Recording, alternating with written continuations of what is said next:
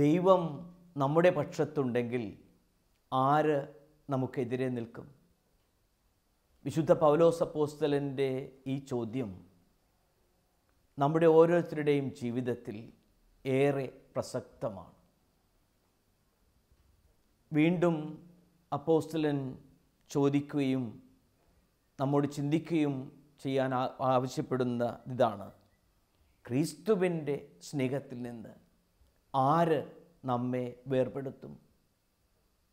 അപ്പോസ്തലൻ തുടർന്ന് എഴുതുന്നു: എന്തെന്നാൽ മരണത്തിനോ ജീവനോ, ദൂതന്മാർക്കോ അധികാരികൾക്കോ, ഇക്കാലത്തുള്ളവർക്കോ വരാനിരിക്കുന്നവർക്കോ, ശക്തിക്കോ ഉയരത്തിനോ ആഴത്തിനോ മറ്റെന്തെങ്കിലും സൃഷ്ടിക്കോ, കർത്താവായ യേശു ക്രിസ്തുവിലുള്ള ദൈവസ്നേഹത്തിൽ നിന്ന് നമ്മെ വേർപെടുത്തുവാൻ കഴിയുകയില്ലെന്ന് എനിക്ക് ഉറപ്പുണ്ട്.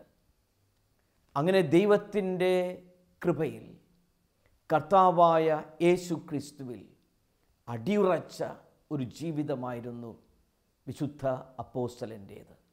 അതുകൊണ്ട് തൻ്റെ ജീവിതത്തിൽ കഷ്ടങ്ങളും ദുരന്തങ്ങളും സഹനങ്ങളും വരുമ്പോഴും ഞാൻ ക്രിസ്തുവിനെ പ്രതി സന്തുഷ്ടനാണ് എന്ന് പറയുവാനുള്ള ചങ്കൂറ്റവും ധൈര്യവും ആന്തരിക കരുത്തും അപ്പോസ്തലന് ഉണ്ടായി. ഞാൻ ഈയിടെ എൻ്റെ ബന്ധുവായ ഒരു അമ്മിണി ചേച്ചിയെ കാണാൻ പോയിരുന്നു. ഒരു ടീച്ചറായിരുന്നു. 10-12 വർഷമായി റിട്ടയർ ചെയ്തിട്ട്. ഭർത്താവ് നേരത്തെ മരിച്ചു പോയിരുന്നു. 2 പെൺമക്കളുള്ളവർ 2 പേരെയും വിവാഹം ചെയ്ത് അവരുടെ ഭർതൃഗൃഹങ്ങളിലാണ്. ഹൈലി ഡയബറ്റിക്, ഇങ്ങനെ പ്രമേഹ രോഗം മൂർച്ഛിച്ചതുകൊണ്ട് ഒരു കാല് മുട്ടിനു താഴെ മുറിച്ചു കളയേണ്ടി വന്നു. ഇപ്പോൾ സദാസമയം ഇങ്ങനെ വീൽ ചെയറിലാണ്. സഹായിക്കാൻ ഒരു സ്ത്രീ ഇടയ്ക്കൊക്കെ വരും. അല്ലെങ്കിൽ ആ ഭവനത്തിൽ ഏകയാണ് അമ്മിണി ചേച്ചി. ഞാൻ ആ ഭവനത്തിലേക്ക് പോകുമ്പോൾ എൻ്റെ മനസ്സിൽ ഞാൻ ചിന്തിച്ചു, എങ്ങനെ എന്ത് വാക്കുകൾ പറഞ്ഞ് ഞാൻ അമ്മിണി ചേച്ചിയെ ആശ്വസിപ്പിക്കും. പക്ഷേ ഞാൻ അവിടെ ചെന്നപ്പോൾ എനിക്ക് തന്നെ അതിശയം തോന്നി. ആ പഴയ മട്ടിലുള്ള ഉത്സാഹത്തോടു കൂടിയുള്ള സംസാരവും പ്രസരിപ്പുള്ള മുഖവും തിളക്കമുള്ള കണ്ണുകളുമൊക്കെ പഴയതുപോലെ തന്നെ. ഞാൻ വളരെ സൗമ്യമായ വിധത്തിൽ ചോദിച്ചു, ഈ രോഗങ്ങളൊക്കെ വന്നിട്ട് വിഷമമൊന്നുമില്ലല്ലോ എന്ന് ചോദിച്ചു. അപ്പോൾ അമ്മിണി ചേച്ചിയുടെ മറുപടി ഇങ്ങനെയായിരുന്നു: ഞാനെന്തിനു വിഷമിക്കണം? ദേ അവിടെ തിരുഹൃദയത്തിൻ്റെ രൂപം പ്രതിഷ്ഠിച്ചു വച്ചിട്ടുണ്ടല്ലോ. ആ രൂപത്തിൽ നിന്ന് ഞാൻ ഈ വീൽ ചെയറിൽ എങ്ങോട്ട് മൂവ് ചെയ്താലും ആ കണ്ണുകൾ എൻ്റെ നേരെ തിരിയുന്നത് പോലെ തന്നെയാണ് എപ്പോഴും എനിക്ക് അനുഭവിക്കാനാകുന്നത്. എന്നെ നോക്കുവാൻ കർത്താവിൻ്റെ കണ്ണുകളുണ്ടെങ്കിൽ, എന്നെ ആശ്വസിപ്പിക്കുവാൻ ആ കരങ്ങളുണ്ടെങ്കിൽ, പിന്നെ എന്തിനു ഞാൻ വിഷമിക്കണം? ശരിയാണ്, നമ്മുടെ നൊമ്പരങ്ങളുടെയും രോഗങ്ങളുടെയും പ്രയാസങ്ങളുടെയും അസ്വസ്ഥതകളുടെയും ഒക്കെ അവസരങ്ങളിൽ എനിക്ക് കർത്താവിൻ്റെ കരുണാകടാക്ഷമുണ്ടെങ്കിൽ, അവിടെ നിന്ന് എന്നെ എന്നും താങ്ങി നടത്തുമെങ്കിൽ, പിന്നെ എന്തിന് ഞാൻ അസ്വസ്ഥതപ്പെടണം? എന്നും ആ കർത്താവിൻ്റെ കരങ്ങളിൽ എൻ്റെ ജീവിതം സദാ സുരക്ഷിതമാണെന്നുള്ള ഉറച്ച ബോധ്യം നമുക്ക് ആശ്വാസവും അനുഗ്രഹവുമാണ്. ജോബിൻ്റെ പുസ്തകം 19-ാം അധ്യായം 25 മുതലുള്ള വാക്യങ്ങൾ നമുക്ക് ഈ തരുണത്തിൽ വളരെയേറെ പ്രസക്തമായി അനുഭവപ്പെടും. ജോബ് എഴുതുന്നത് ഇതാണ്: എനിക്ക് ന്യായം നടത്തിത്തരുന്നവൻ ജീവിക്കുന്നെന്നും അവസാനം അവിടുന്ന് എനിക്ക് വേണ്ടി നിലകൊള്ളുമെന്നും ഞാൻ അറിയുന്നു. എൻ്റെ ചർമ്മം അഴുകി ഇല്ലാതായാലും എൻ്റെ മാംസത്തിൽ നിന്ന് ഞാൻ എൻ്റെ ദൈവത്തെ കാണും. അങ്ങനെ എന്നെ സംരക്ഷിക്കുന്ന ആ ദൈവം, എനിക്ക് ന്യായം നടത്തിത്തരുന്നവൻ ജീവിക്കുന്നു എന്ന ആ വിശ്വാസം, അവൻ എന്നോടൊപ്പമുണ്ടെന്നുള്ള ഉറച്ച ബോധ്യം, അതാണ് നമുക്കേവർക്കും ഏറ്റവും അനുഗ്രഹവും ആശ്വാസവുമാക്കുക. ജെറമ്യായുടെ പുസ്തകം 32-ാം അധ്യായം 26-ാം വാക്യത്തിൽ കാണുന്നത് ഇതാണ്: അപ്പോൾ കർത്താവ് ജെറമ്യയോട് അരുൾ ചെയ്തു, ഞാൻ സകല മർത്യരുടെയും ദൈവമായ കർത്താവാണ്. എനിക്ക് അസാധ്യമായി എന്തെങ്കിലുമുണ്ടോ? എൻ്റെ ദൈവത്തിന് അസാധ്യമായ എന്തെങ്കിലും ഉണ്ടോ? ഞാൻ ആ ദൈവത്തിൻ്റെ കരങ്ങളിൽ എൻ്റെ ജീവിതത്തിലുള്ള സമസ്ത കാര്യങ്ങളും സമർപ്പിച്ചാൽ ആ കർത്താവിൻ്റെ അനുഗ്രഹവും കൃപയും എന്നെ പിന്തുടരാതിരിക്കുമോ? എനിക്കെപ്പോഴും വളരെ അതിശയമായി തോന്നിയിട്ടുള്ള ഒരു സുവിശേഷ ഭാഗമാണ് യോഹന്നാൻ്റെ സുവിശേഷം 19-ാം അധ്യായം 25-ാം വാക്യം.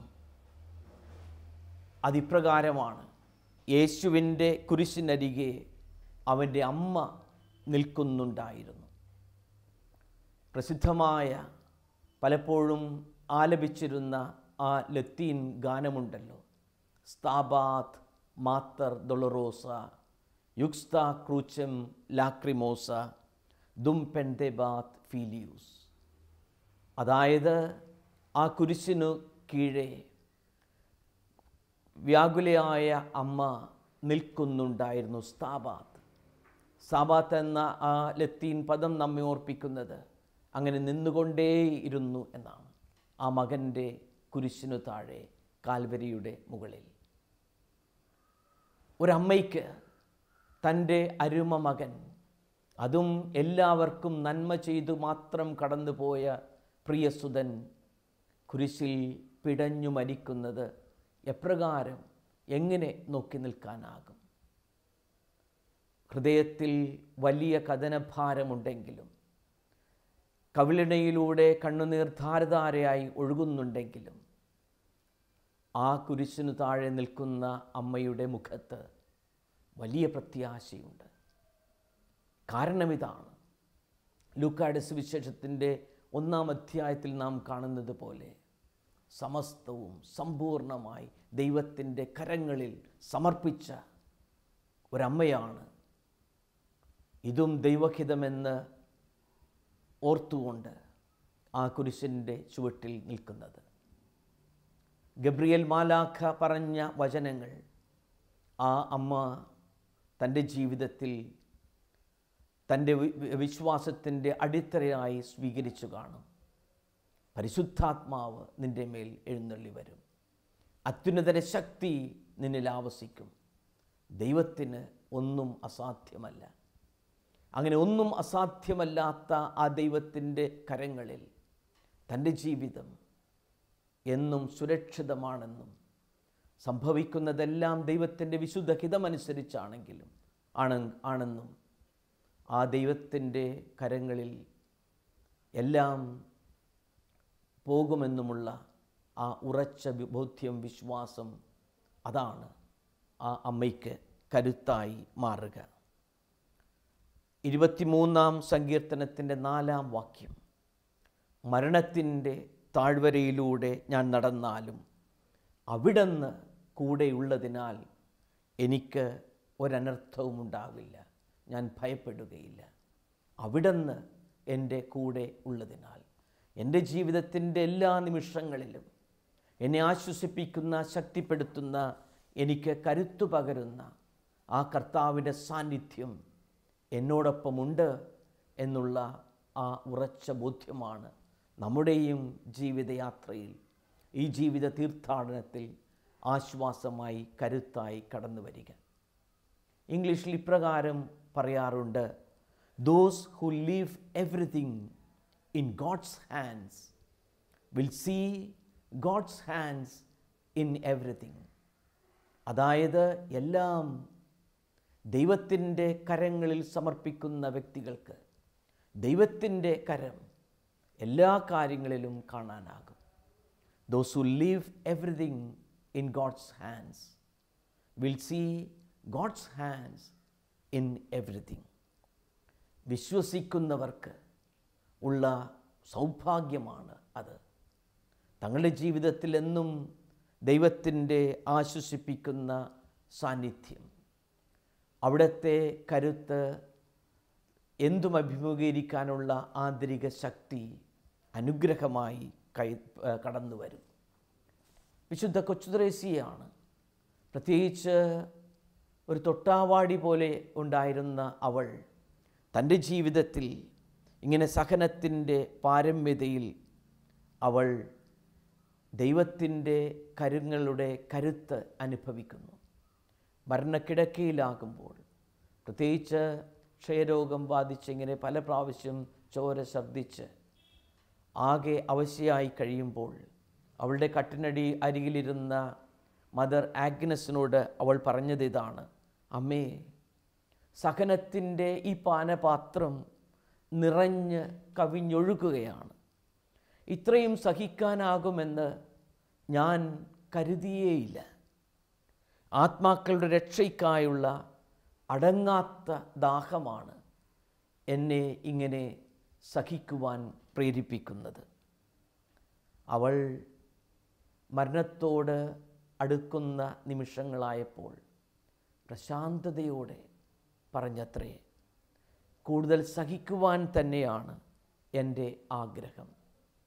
എൻ്റെ നാഥനെ അത്രയേറെ ഞാൻ സ്നേഹിച്ചു പോയി. എൻ്റെ ദൈവമേ, ഞാൻ അങ്ങേ സ്നേഹിക്കുന്നു. അങ്ങനെ ആ ദൈവത്തോടുള്ള സ്നേഹം ജീവിതത്തിൽ ഉള്ള സഹനങ്ങളെ, നൊമ്പരങ്ങളെ എല്ലാം സ്വീകരിക്കുവാൻ അവൾക്ക് കരുത്തു നൽകുന്നു. പൗലോസ് അപ്പോസ്തലൻ കൊളോസ്യർക്ക് എഴുതിയ ലേഖനം 1-ാം അധ്യായം 4-ാം വാക്യം: നിങ്ങളെ പ്രതിയുള്ള എൻ്റെ പീഡകളിൽ ഞാൻ സന്തോഷിക്കുന്നു. അങ്ങനെ മറ്റുള്ളവർക്ക് വേണ്ടി സഹിക്കുവാൻ, ത്യാഗമെടുക്കുവാൻ അപ്പോസ്തലന് കൂടുതൽ കരുത്ത് ആർജിക്കുവാനാകുന്നു.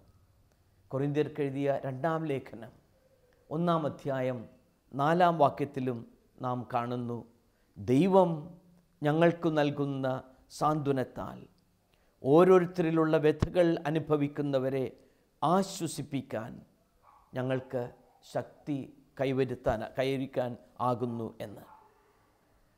ഗലാത്യർക്ക് എഴുതിയ ലേഖനം 2-ാം അധ്യായം 20-ാം വാക്യത്തിൽ അപ്പോസ്തലൻ വീണ്ടും എഴുതുന്ന ഇതാണ്: ഇനി ഞാനല്ല, എന്നിൽ ക്രിസ്തുവാണ് ജീവിക്കുന്നത്. അങ്ങനെ ക്രിസ്തു തൻ്റെ ജീവിതത്തിൽ സജീവമായി നിലകൊള്ളുമ്പോൾ ജീവിതത്തിലെ കഷ്ടതകളും നൊമ്പരങ്ങളും സഹനങ്ങളുമൊക്കെ സന്തോഷത്തോടുകൂടെ സ്വീകരിക്കാൻ അപ്പോസ്തലന് കരുത്ത് ലഭിക്കുന്നു. എന്തുകൊണ്ടാണ് ഇങ്ങനെ വിശുദ്ധരും നന്മയിൽ മാത്രം ചരിക്കുന്നവർക്കും ഈ സഹനം?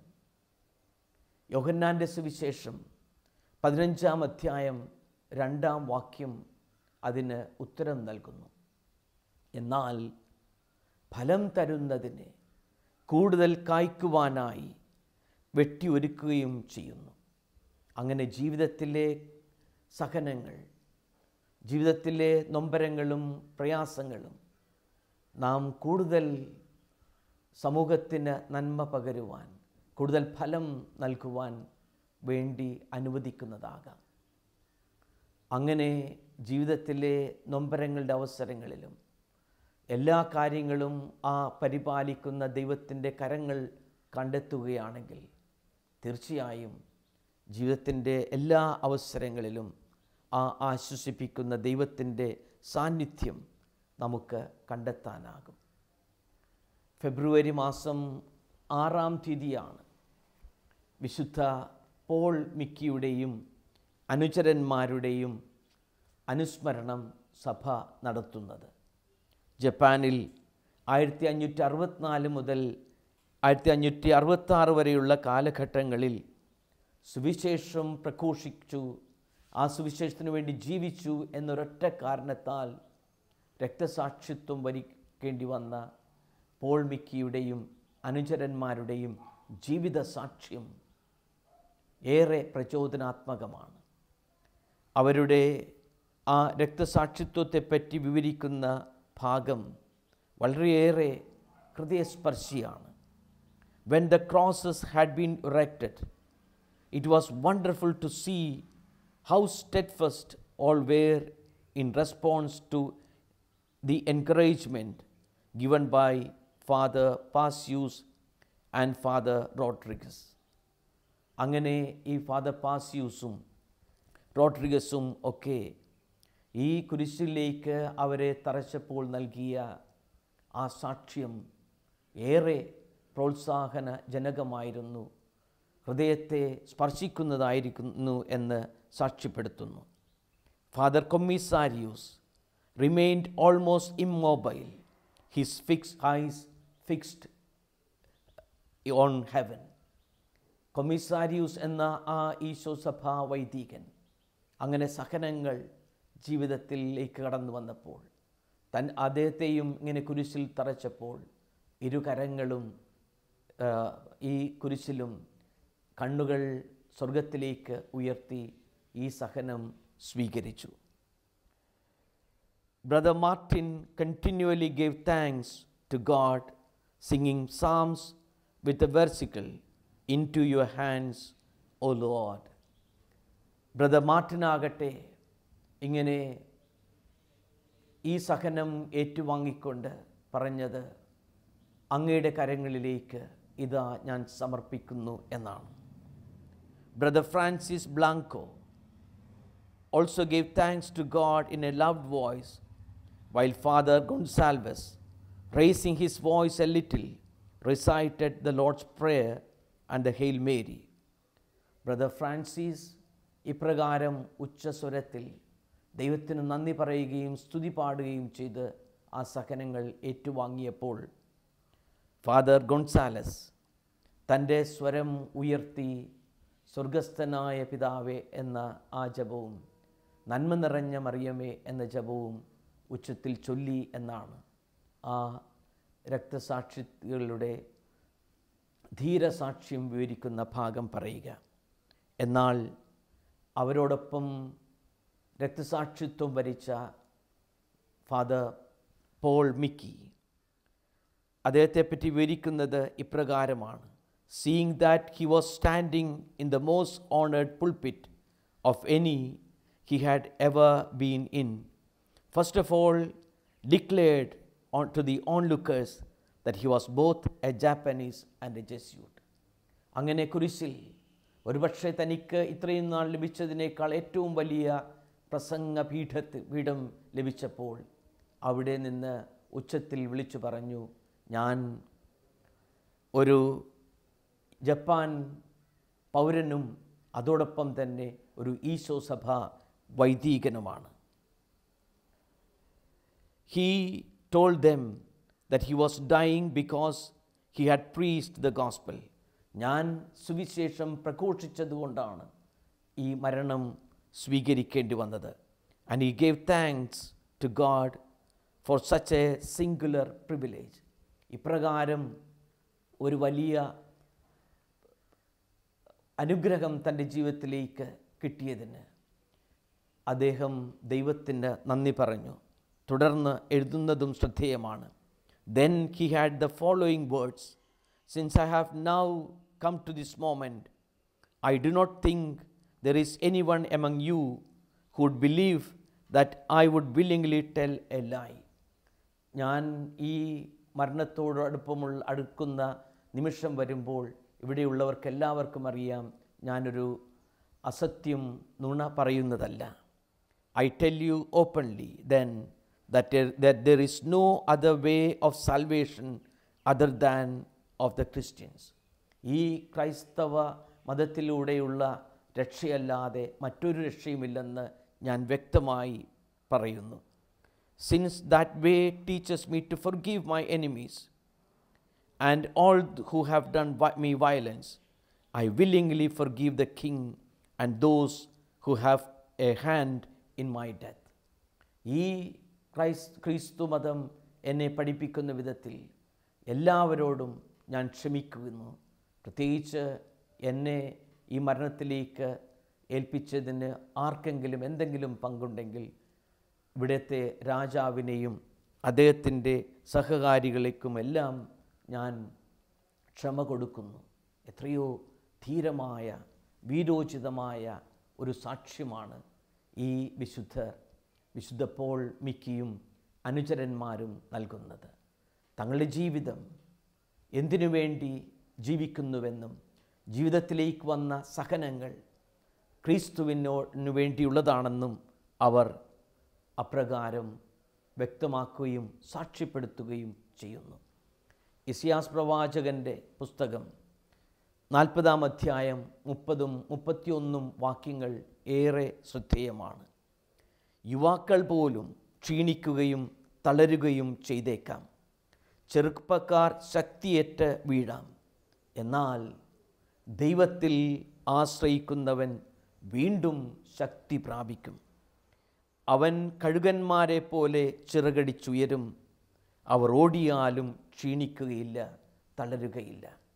അങ്ങനെ ദൈവത്തിലേക്ക് തൻ്റെ എല്ലാ പ്രത്യാശയും സമർപ്പിക്കുന്ന വ്യക്തികൾക്ക് അവിടുത്തെ പരിപാലിക്കുന്ന കരം എന്നും ദർശിക്കാനാകും.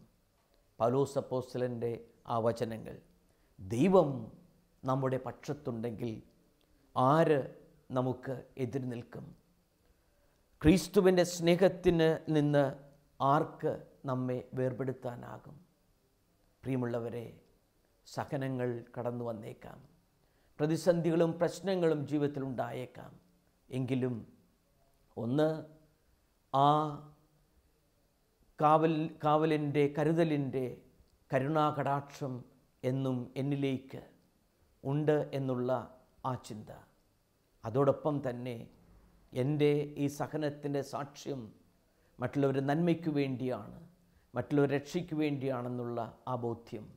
അങ്ങനെ മറ്റുള്ളവർക്ക് വേണ്ടി കൂടെ ത്യാഗമെടുക്കുമ്പോൾ ആ ത്യാഗം ഒരിക്കലും വിഫലമാകുന്നില്ല. ദൈവത്തിൻ്റെ കരങ്ങളിലേക്ക് ജീവിതത്തിലെ എല്ലാ കാര്യങ്ങളും സമർപ്പിക്കുന്നവർക്ക് ആ കരങ്ങളിൽ നിന്ന് എപ്പോഴും പരിപാലനയുടെ അനുഭവം അനുഭവിക്കാനാകും. നമുക്കൊരു നിമിഷം പ്രാർത്ഥിക്കാം. സ്നേഹപിതാവായ ദൈവമേ, ഞങ്ങളുടെ ജീവിതത്തിൽ സഹനങ്ങളും നൊമ്പരങ്ങളും കടന്നു വരുമ്പോൾ ഞങ്ങളെ താങ്ങുന്ന, തലോടുന്ന, പരിപാലിക്കുന്ന അങ്ങയുടെ കരങ്ങൾ കൂടുതൽ ശക്തമായി ഞങ്ങളോടൊപ്പം ഉണ്ട് എന്ന് തിരിച്ചറിയുവാൻ വരമേകണമേ. ഞങ്ങൾ അങ്ങയുടെ കൃപയാൽ കൂടുതൽ ശക്തിയോടുകൂടെ അങ്ങയ്ക്ക് വേണ്ടി ജീവിക്കാൻ, അങ്ങനെ കഴുകനെ പോലെ പറന്നുയരാൻ വേണ്ട വരം ഞങ്ങൾക്ക് തരയണമേ. ജീവിതത്തിൻ്റെ എല്ലാ അവസരങ്ങളിലും അങ്ങയുടെ താങ്ങുന്ന, തലോടുന്ന കരം, പ്രത്യേകിച്ച് ഞങ്ങളുടെ പ്രതിസന്ധികളുടെ ഘട്ടങ്ങളിൽ ആശ്വസിപ്പിക്കുന്ന സാന്നിധ്യം അനുഗ്രഹമായി കൂടെ ഉണ്ടാകുമെന്നുള്ള ആ വിശ്വാസവും ഞങ്ങൾക്ക് കൂടുതലായി പകർന്നു തരയണമേ. പ്രിയമുള്ളവരെ, those who leave everything in God's hands will find God's hands in everything. എല്ലാം കർത്താവിൻ്റെ കരങ്ങളിൽ സമർപ്പിക്കുന്നവർക്ക് ആ കർത്താവിൻ്റെ കരം ജീവിതത്തിൻ്റെ എല്ലാ അവസരങ്ങളിലും കണ്ടെത്താനാകും. അങ്ങനെ ദൈവത്തിൻ്റെ പരിപാലിക്കുന്ന കരം നമ്മുടെ ജീവിതത്തിൻ്റെ എല്ലാ നിമിഷങ്ങളിലും കണ്ടെത്താനാകട്ടെ എന്നതാണ് ആശംസയും പ്രാർത്ഥനയും. ദൈവം നമ്മെ സമൃദ്ധമായി അനുഗ്രഹിക്കട്ടെ.